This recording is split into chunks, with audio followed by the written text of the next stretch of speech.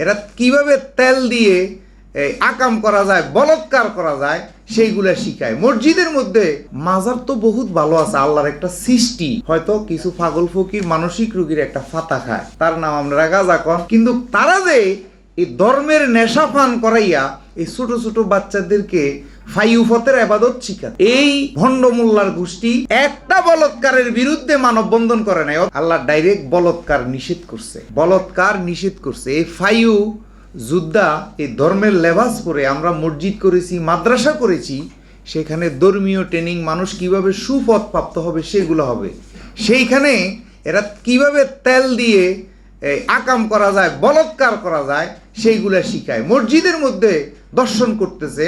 মাজার তো বহুত ভালো আছে, আল্লাহর একটা সৃষ্টি। হয়তো কিছু পাগল ফকির মানসিক রোগীর একটা ফাতা খায়, তার নাম আমরা গাঁজা কন। আর সাধু যারা আছে এরা সিদ্ধি কয়। কিন্তু একটা সাধু কিন্তু বলৎকার করে না, কারো ক্ষতি করে না। কিন্তু তারা যে এই ধর্মের নেশা পান করাইয়া এই ছোট ছোট বাচ্চাদেরকে ফাইউফতের ইবাদত শিখাচ্ছে, বলৎকারের ইবাদত শিখাচ্ছে।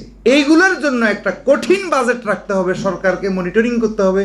মাদ্রাসাগুলোর মধ্যে কি হচ্ছে, মহিলা মাদ্রাসাগুলোর মধ্যে কি হচ্ছে, সেখানেও একটা বাজেট রেখে একটা বাহিনী সৃষ্টি করে সরকারের কঠিন নজরদারি আমরা নতুন ধারা বাংলাদেশ এবং বাংলাদেশ তরিকত ইসলামের পক্ষ থেকে চাই। পরিসংখ্যানে আসছে 135টার উপরে সাংবাদ মিডিয়ার মধ্যে বলৎকার আসছে। কিন্তু এই ভণ্ড মোল্লার গোষ্ঠী একটা বলৎকারের বিরুদ্ধে মানববন্ধন করে নাই। অথচ সংস্কৃতি একটা বনলতা এক্সপ্রেস একটা সিনেমা, এটা সরকারের অনুমোদন প্রাপ্ত হইয়া বামুনবাড়িয়ে গেছে। এটা বন্ধ করার জন্য এই ফাইউ যোদ্ধারা, এই বলৎকারের যোদ্ধারা, এটা খুব তারা একটা রাষ্ট্র বানাইছে।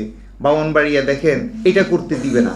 তাহলে এই উগ্রবাদ দেখেন, আমি স্পষ্ট করে বলতেছি সাংবাদ যোদ্ধা ভাইয়েরা, প্রাক্তন প্রধানমন্ত্রী শেখ হাসিনাকে মা ডাকি এই দেশ থেকে এই ফাইউ যোদ্ধারা এই কমই জননী বানাইয়া দৌড়েছে। আমি আপনাদের মাধ্যমে তারেক রহমান পর্যন্ত যাওয়ার আমার ক্ষমতা নাই, সেই হিসেবে আমি আপনাদের মাধ্যমে, সাংবাদিকদের মাধ্যমে পৌঁছাইতে চাই, বাবা তারেক রহমান, আমনে এই কমই জননীদের আব্বা হইয়েন না। যদি আব্বা হন তাইলে আমনেরও এই দেশে রাখবো না। মা বানিয়ে কিন্তু দেশ থেকে তাড়াইছে। তাই এখনই সময় আছে একটা বাজেট করে এই উগ্রবাদ যদি নিপাত না করেন, এদের মূল শিকড় যদি না টানেন, তাইলে শরিয়া আইনের কথা বলে। আগে শরিয়া আইন তোমরা মাদ্রাসায় প্রতিষ্ঠিত করো। আমরাও শরিয়া আইন চাই। কেন আমরা চাই না সুদ, ঘুষ, সিটারি, বাটপারি, লুচ্চামি, বদমাশি এই দেশে প্রতিষ্ঠিত হোক? এটা আমরাও চাই না। আগে তোমরা শরিয়া আইন মাদ্রাসায় প্রতিষ্ঠিত করো। তাই শরিয়া আইনের নাম দিয়া এই দেশে একটা বিশৃঙ্খল সৃষ্টি করে আফগানিস্তান বানাইলে দেখবেন আফগানিস্তানের ছোট ছোট বাচ্চাদেরকে এখন বিক্রি শুরু হয়েছে পিতামাতারা।